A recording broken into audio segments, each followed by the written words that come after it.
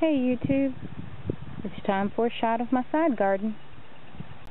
I use rows in some cases and square foot gardening in others.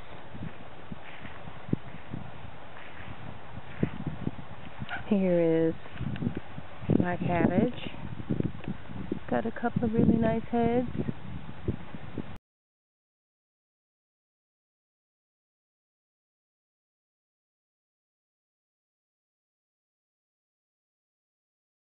In rows here, and then on the left side are Yukon gold potatoes, and on the right, planted a little too closely, are red New Orleans potatoes.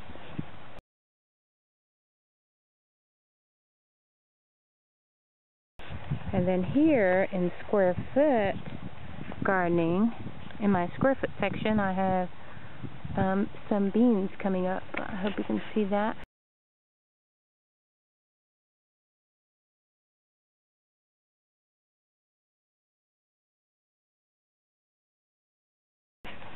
And in this square, I have a brand new zucchini plant just coming up. Actually, I got that from the gardening center because I have a little stick there for it.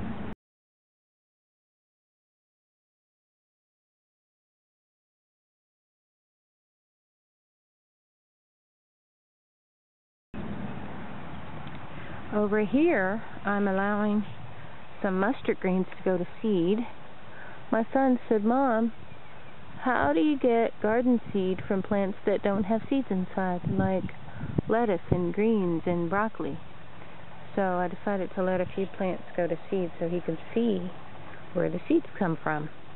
What you do is you leave them in the garden long enough that they produce a seed head, and then when the seed head's dry, you can collect the seeds from inside.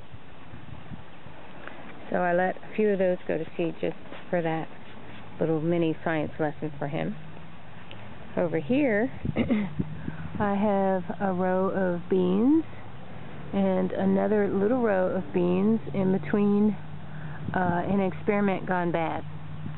I tried to plant greens very closely to see how well they would produce. So I basically seeded and then I reseeded, and as you can see, it didn't work out very well. Over here I planted just a few with a regular spacing, the way they were supposed to be planted, and they're twice the size of the ones that I seeded close.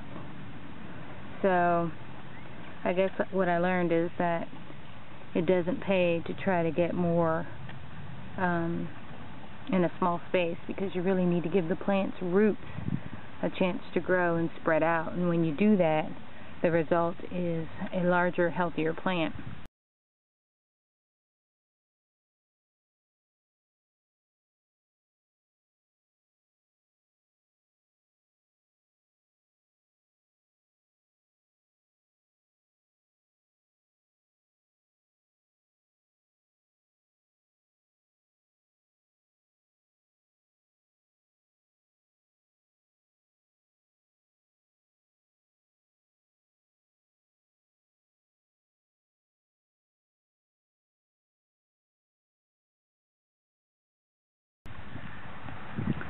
Alright, let's sit back here and give you a big picture.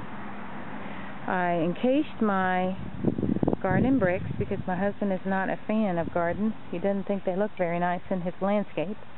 So I came out here and I had a little hill here. Decided that I would just put a short retaining wall in. So I built this mini retaining wall here, and then I surrounded my garden with bricks. It really looks a lot better, and it seems to make him happy, so I'm happy. Here are a few things, a couple of herbs that I have yet to put in, and then here are my onions that are doing really, really well.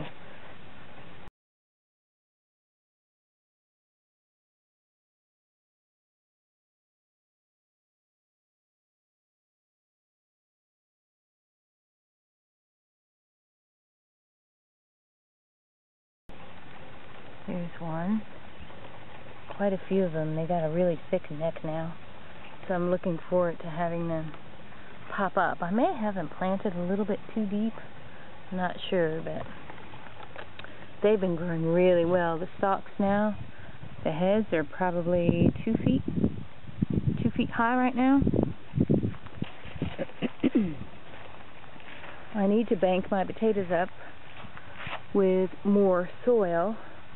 These ones have grown up about 12 to 16 inches, almost 18 inches high, and that means it's time to add more soil around the base. When you're growing potatoes, the more soil you bank up around the sides of the plant, the larger your potato crop will be.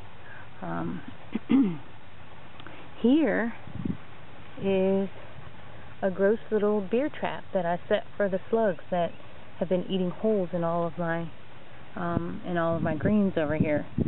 So basically, slugs are gluttons for beer, slugs and snails. So I prepare these little containers, fill them with the cheapest beer you can find. They don't have good taste in beer, so they basically like the cheapest malt liquor you can find. So I bought a bottle of beer just for the slugs, and as you can see, my traps have been effective. Got some nasty little critters in there. I am so pleased with these little heads of cabbage. I brought these 45-day cabbage from Lowe's as an experiment. They're hybrid, and they create these little baseball size. They're actually more of a softball size heads. And I'm about to take a couple of these out of the garden today for supper. I'll go ahead and put those on the stove today. And here's another square of beans, bush beans, my fave. And here I have planted some beets that are just starting to poke their heads through the ground here. Let's get in real close here. You can see that they're coming up all over this area here. Coming up real nice. I like those a lot.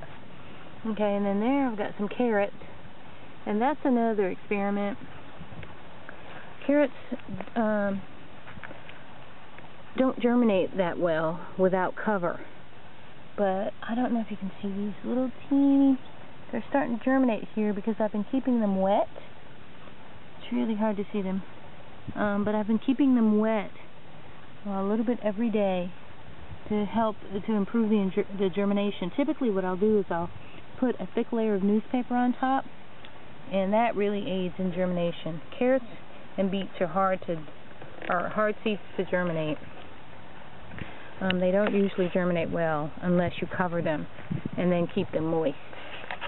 Here are my dragon tongue bush beans that are popping up. Those are really nice.